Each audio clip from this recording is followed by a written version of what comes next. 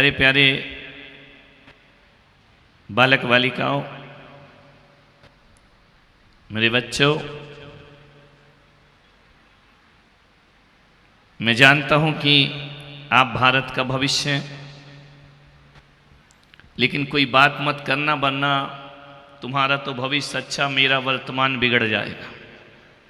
है ना? शांति से सुनना, जब मैं कहूं तभी बोलना, जो मैं पूछूं उत्तर दे देना, नहीं आए तो कोई बात नहीं।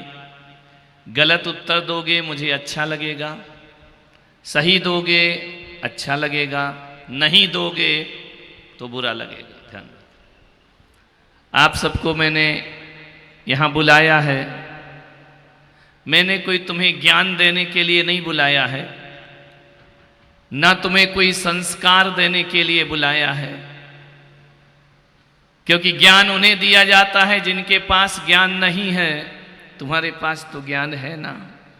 संस्कार उन्हें दिए जाते हैं जिनके पास संस्कार नहीं है।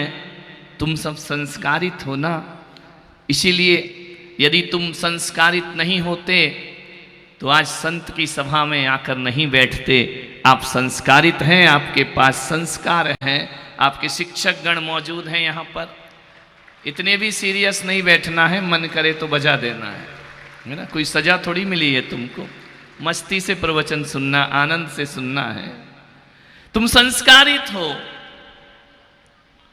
जब तुम्हारे पास ज्ञान है और संस्कार है तो आप कहेंगे मैंने तुम्हें यहां बुलाया किस लिए है। मैंने इसलिए नहीं बुलाया कि मैं स्कूल जैसी तुम्हारी क्लास लूं, कक्षा लूं। मैंने इसलिए बुलाया है कि जो नहीं आ पाए हैं आज जो लेकर जाओ उनको बांट देना, तो तुम्हारा आना यहां पर सार्थक और सफल हो जाएगा। उन्हें दे देना जो यहां पर नहीं आए हैं। एक चीज और कहूंगा, ताली बजाना है तो ढंग से बजाना, है ना। एहसान मत करना मेरे ऊपर जबरदस्ती का, है ना। दिलेरी से नहीं बजाना तो मत बजाना। तुम भारत का भविष्य हो, तुम्हें अपनी पहचान खुद बनाना है, तुम्हें अपना नाम खुद करना है। लेकिन नाम, यदि कोई अपना नाम श्री राम रख ले तो लोग उसकी वंदना नहीं करते हैं। कोई सीता रख ले तो लोग उसके चरण नहीं छूते हैं। चरण उनके छुए जाते हैं जो जीवन में राम और सीता जैसे काम किया करते हैं। दुनिया उन्हें प्रणाम करती है। विचार करना है। कल्पना चावला से आप कभी नहीं मिले, कभी मुलाकात नहीं हुई है, लेकिन कल्पना चावला को लोग जानते हैं, सुनीता विलियम्स को लोग जानते हैं, भले इनसे मुलाकात हुई हो या नहीं हो। मान्यवर, कल्पना चावला के मन में एक बात थी, वह भी साधारण लड़की थी, वह भी आपके जैसी थी, लेकिन उसके मन में एक बात जगी थी कि दुनिया मुझे मेरे माता पिता के नाम से नहीं, मेरे माता पिता को मेरे नाम से जाने। ध्यान रखना, तो जीवन में कुछ सत्कर्म हुआ करता है। मान्यवर, मैं भी तुम्हारी तरह स्कूल जाता था, मैं भी पढ़ता था, मैं भी उदयपुर जैसे शहर में तो नहीं, छोटे से गांव में पढ़ता था, लेकिन मेरे मन में भी ये भावना जागृत होती थी कि लोग मुझे मेरे स्कूल के नाम से नहीं, मेरा स्कूल मेरे नाम से जाना चाहिए। लोग मेरे स्कूल को मेरे नाम से जाने। आपसे पूछा जाए कौन से स्कूल में हो तो आप बता दो तो कोई बहुत बड़ी बात नहीं है। ध्यान रखना, आप ऐसे काम करो स्कूल आपको आपके नाम से जाने, तो हमारा पढ़ना लिखना सार्थक और सफल होगा। मान्यवर, मैं आपसे निवेदन कर रहा हूं, कुछ ऐसे काम करो। तुमसे अभी यह पूछा जाता है कि तुम्हारे माता पिता कौन है, नहीं, तुम्हारी पहचान तुम्हारे माता पिता से है। और मैं पुलक सागर आज तुम्हें ऐसा पाठ पढ़ा रहा हूं कि माता पिता से तुम नहीं जाने जाओ, तुमसे माता पिता का नाम होना चाहिए। ध्यान रखना है मान्यवर, राम दशरथ पुत्र से नहीं, राम के कारण दशरथ का नाम सारी दुनिया में फैल जाया करता है। ऐसे सत्कर्म अपने जीवन में करो। एक बात और आपसे कहूंगा, एक गुब्बारा बेचने वाला जा रहा था एक स्कूल के सामने, और जैसे ही गुब्बारा बेचने वाला जा रहा था, एक 6 साल की बालिका वह गुब्बारे वाले के पास गई। गुब्बारा ऐसा था कि उसे छोड़ दो तो आकाश में उड़ा करता था। उस बालिका ने उस गुब्बारे वाले से पूछा कि लाल रंग का गुब्बारा आकाश में उड़ जाएगा? गुब्बारे वाले ने कहा हां बेटा, ये गुब्बारा उड़ जाएगा। बच्ची ने पूछा ये नीले रंग का गुब्बारा आकाश में उड़ जाएगा? बच्ची थी। गुब्बारे वाले ने कहा कि हाँ, ये गुब्बारा भी उड़ जाएगा। बोले ये सफेद कलर का गुब्बारा आकाश में उड़ जाएगा? बोले उड़ जाएगा। उसने कहा हर कलर का गुब्बारा आकाश में उड़ जाएगा? गुब्बारे बेचने वाले ने कहा बेटा, रूप और रंग से गुब्बारा नहीं उड़ता है, उसके भीतर जो गैस है उससे गुब्बारा आकाश की ऊंचाइयां प्राप्त करता है। और वही मैं आपसे कह रहा हूं प्यारे बच्चों कि तुम कितने सुंदर हो, कितने खूबसूरत हो, कितने बदसूरत हो, इससे आकाश की ऊंचाइयां नहीं मिलती हैं। तुम्हारे भीतर जो गुण होते हैं वो तुम्हें आकाश की ऊंचाइयां प्रदान किया करते हैं। ध्यान रखिए। ये मत सोचना कि हम काले हैं, हम सुंदर नहीं हैं, हम हैंडसम नहीं हैं, हम ब्यूटीफुल नहीं हैं। रंगों का जीवन में कोई महत्व नहीं होता, महत्व होता है जीवन में हौसलों का। ध्यान रखिए, जीवन में जिसके अंदर कुछ कच गुजरने के हौसले होते हैं वो आकाश की ऊंचाइयों में सफर करते हैं। तो मैंने तुम्हें कहा ना तो आदमी जन्म से महान होता है, ना आदमी नाम से महान होता है, ना आदमी रूप रंग से महान होता है। महान होता है अपने हौसलों से, कुछ कच गुजरने की ताकत से जीवन की ऊंचाइयां प्राप्त होती हैं। और एक बात और कहता हूं, इस सभा में इतने बालक बालिकाएं बैठे हैं, हर कोई तो रिच फैमिली का नहीं हो सकता है, हर कोई धनपति की औलाद नहीं हो सकता है, कई गरीब भी यहाँ पर बैठे होंगे। लेकिन मैं आपसे निवेदन करता हूँ कि धनपति की औलाद होने से कोई दुनिया में यश को प्राप्त नहीं करता है, ज़्यादा पैसे वाले होने से भी दुनिया में हम महान नहीं होते हैं। और ये भी मत सोचना कि हम गरीब हैं तो हम अपने जीवन में कुछ नहीं कर सकते हैं। मैं आपसे पूछता हूँ, अब्दुल कलाम जानते हो? नहीं जानते? कौन है अब्दुल कलाम? कौन है जो तुम्हारे घर के बाज में अजान देता है? वो कौन है अब्दुल कलाम? देश के राष्ट्रपति रहे और मिसाइल मैन बन करके जिए। ध्यान रखना है, आपसे निवेदन है, वो अब्दुल कलाम किसी करोड़पति के घर में पैदा नहीं हुए थे। साउथ में उनके घर रामेश्वरम में एक गरीब की झोपड़ी में पैदा होते हैं और इमली के बीज बेच बेच कर, अखबार बांट बांट कर अपनी पढ़ाई करते हैं। आपसे निवेदन है बालक बालिकाओं, प्यारे भारत के भविष्य, आपसे मैं आग्रह करता हूं कि कभी मत सोचना कि गरीबी हमारे विकास में बाधा बनेगी।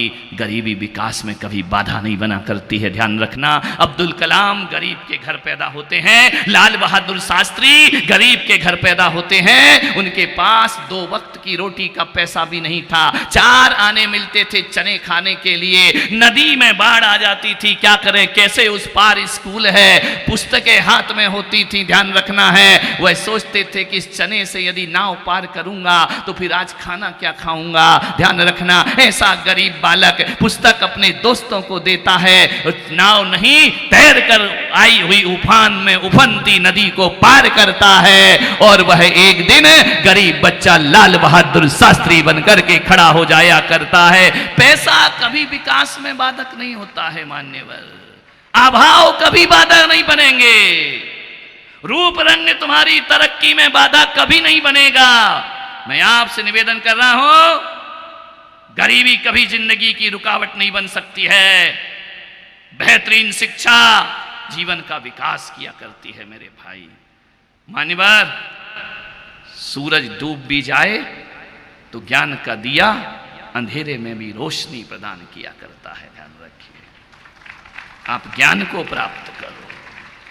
माता पिता तुम्हें भेजते हैं, तुम्हारे लिए तुम्हारे माता पिता सब कुछ कुर्बान करते हैं, अपने अरमानों का गला घोंटते हैं, तुम्हें अच्छी सी अच्छी वस्तु दिलाने का प्रयास करते हैं, अपने लिए हल्के कपड़े पहन लेते हैं, लेकिन अपने बच्चों के लिए माँ बाप अपनी हैसियत से ज्यादा करने का प्रयास करते हैं। वह तुम्हें स्कूल भेजते हैं, पढ़ने को भेजते हैं, ताकि एक अच्छे इंसान बनकर के तुम इस दुनिया में जियो, देश में जियो। आपसे मेरा निवेदन है, आपसे मैं निवेदन आग्रह करना चाहता हूं, एक बात जिंदगी में याद रखना, आजकल एक बन गया है, आदमी ने दिमाग में लगा लिया है, वो गांव की बच्ची शहर में पढ़ेगी, शहर के बच्चे बड़े शहर में जाएंगे, वहां के दिल्ली में जाएंगे। मेरे भाई ये गलतफहमी दिमाग से निकाल दो। एक बात याद रखो, जो योग्य होते हैं, जो पढ़ना जानते हैं, जिन्हें हकीकत में पढ़ाई करना है, गांव में पढ़कर भी लोग कलेक्टर बना करते हैं और कमिश्नर बन करके खड़े हो जाया करते हैं। एक गांव के सरकारी स्कूल में पढ़ के भी बच्चे जीवन की ऊंचाइयां प्राप्त कर सकते हैं। आप क्या सोचते हो कि महंगी महंगी फीस होती है वो स्कूल अच्छा होता है? सोच बना रखी है दिमाग में, महंगा फर्नीचर वो स्कूल बहुत अच्छा है, सुंदर भवन वो स्कूल बहुत अच्छा है। मैं पुलक सागर कहता हूं कि होगा, अच्छा भवन बनना चाहिए, मैं विरोध नहीं करता हूं, लेकिन मैं आपसे निवेदन कर रहा हूं सभी बच्चों से कि अच्छे फर्नीचर और अच्छे भवन और अच्छी किताबों से आदमी महान नहीं बनता। अरे अच्छा स्कूल वो होता है जहां अच्छी शिक्षा प्रदान की जाती है, वो स्कूल बहुत अच्छा होता है। फर्नीचर अच्छा होने से थोड़ी हमारा जीवन बन जाएगा, भवन अच्छा होने से थोड़ी जीवन बन जाएगा, खेल कूद का मैदान बड़ा होने से हमारी जिंदगी नहीं बना करती है, स्विमिंग पूल होने से जीवन नहीं बना करता है। जीवन बनता है अच्छी पढ़ाई करने से। ध्यान रखिए, वो स्कूल सबसे अच्छा है जहां पढ़ाई ईमानदारी से कराई जाती है। ध्यान रखिए, पढ़ाई से जीवन महान बनेगा। ध्यान रखिए। मान्यवर, आपसे निवेदन है, जिन्हें पढ़ना होता है ना, वो स्ट्रीट लाइट के उजाले में भी बैठकर पढ़ाई कर लिया करते हैं। वो जिन्हें नहीं पढ़ना है, वो महंगे महंगे स्कूलों से भी पढ़ाई नहीं कर पाते हैं। ध्यान रखिए। मालूम है, अच्छी शिक्षा में सबसे ज्यादा योगदान किसका होता है? मालूम है आपको? महाभारत देखी, सुनी तो होगी, नहीं सुनी? बोलो हाँ या ना। सुनी है ना? दुर्योधन कितने भाई थे? बोलो 400। कौरव पांडव कितने भाई थे? 5। 5 पांडव 100 कौरव। दोनों का स्कूल कौन सा था? बोलो। राजकीय विद्यालय? नहीं, एक आश्रम में पढ़ते थे। द्रोणाचार्य उनके गुरु थे। द्रोणाचार्य 100 कौरव और 5 पांडवों को एक सी क्लास, एक सी शिक्षा, एक सा अध्ययन कराते थे। एक दिन दुर्योधन ने द्रोणाचार्य से पूछा कि गुरुदेव जरा ये बताओ, अर्जुन हर चीज में फर्स्ट आता है, मैं नहीं आता हूं, क्या वजह है?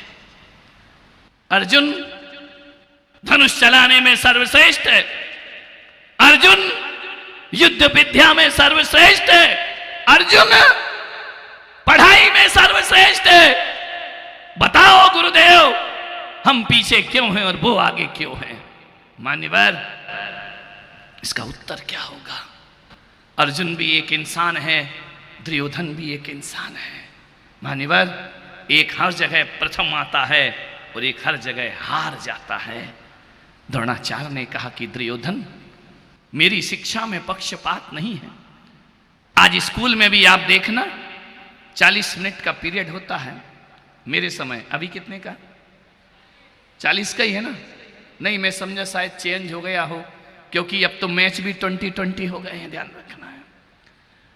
40 मिनट के पीरियड में एक टीचर एक क्लासरूम में 30-40 बच्चों को एक सा लेक्चर देती है। क्या वजह है? कुछ बच्चे 100 नंबर लाते हैं, कुछ 90 लाते हैं, कुछ 80% लाते हैं। टीचर ने अलग अलग पढ़ाया कि एक सा पढ़ाया? बोलिए, एक सी शिक्षा दी ना शिक्षक ने? द्रोणाचार्य ने कहा कि अर्जुन मैं तुम्हें भी पढ़ाता हूं, युधिष्ठिर को भी पढ़ाता हूं, मैं दुर्योधन को भी पढ़ाता हूं, लेकिन हमेशा दुर्योधन नंबर 1, अर्जुन नंबर 1 आता है। मालूम है क्यों आता है? इसलिए कि तुम जितने भी लोग बैठे हो, तुम केवल उतना पढ़ते हो जितना टीचर पढ़ाता है, और अर्जुन उतना नहीं पढ़ता, घर जाकर होमवर्क करता है। मान्यवर, वो टीचर से ज्यादा पढ़ने का प्रयास करता है। इसलिए वो हर जगह नंबर 1 आया करता है। जो बच्चे केवल स्कूल की पढ़ाई करते हैं वो अव्वल नंबर पे कभी नहीं आते। जो घर जा कर के और ज्यादा पढ़ाई करते हैं वो जीवन में कभी फेल नहीं हुआ करते हैं, जीवन में आगे। हमारे जीवन में, हमारी शिक्षा में सबसे बड़ा योगदान यदि किसी का है तो 30% शिक्षक का ज्ञान और 70% होमवर्क से हम जीवन में सफल हुआ करते हैं। आपसे निवेदन है, होमवर्क जरूर करो, घर में जाके पढ़ाई जरूर करो। ध्यान रखना, अकेले शिक्षक के भरोसे आप 100 नंबर नहीं ला सकते हैं, स्वयं की भी मेहनत करना पड़ेगी। तो अर्जुन उतना पढ़ता था जो टीचर ने पढ़ाया उससे भी आगे का पाठ पढ़ के आता था। आज जो टीचर पढ़ा रहे हैं वो आज का तो याद करते ही था, वो कल जो पढ़ाना है उसे भी पढ़ के आता था। लोगों को और को बाद में समझ में आता था और अर्जुन को सबसे पहले पाठ समझ में आ जाया करता था। आपसे निवेदन है, तैयारी तुम्हें करना पड़ेगी, मेहनत तुम्हें करना पड़ेगी, जिंदगी तुम्हें बनाना पड़ेगी। एक बात याद रखना, गुनगुना पानी कभी भाप नहीं बना करता है। ध्यान रखना, जब वह पानी 100 डिग्री में जाके उबलता है तब भाप बन करके ऊपर उड़ा करता है। जो बच्चे ये सोचते हैं 80% में भी चलेगा, 90% में भी चलेगा, मेरे भाई ध्यान रखना, ये गुनगुने पानी जीवन की ऊंचाइयों को प्राप्त नहीं कर सकते हैं। 100% की तैयारी करोगे तब जीवन में 90% अंक आया करते हैं। मान्यवर, आप कहोगे पढ़ाई बहुत कठिन है, पढ़ाई ज्यादा कठिन नहीं, पढ़ाई बहुत सरल है। आपसे मेरा इतना ही निवेदन है, इतना ही आग्रह है, अपनी जिंदगी को कभी भी गमले का पौधा बनाने की कोशिश मत करना। ध्यान रखना, एक गमले का पौधा होता है और एक जंगल का पौधा होता है, दोनों में बड़ा अंतर आता है।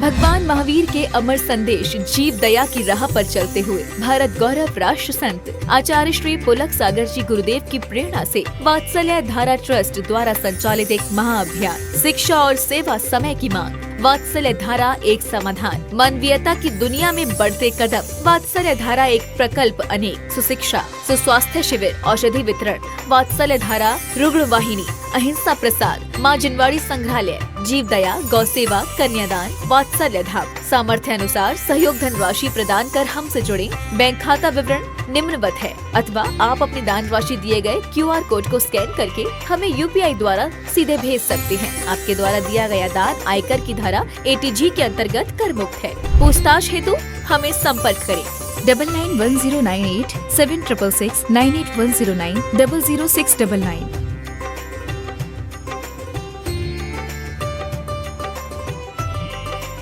राष्ट्रीय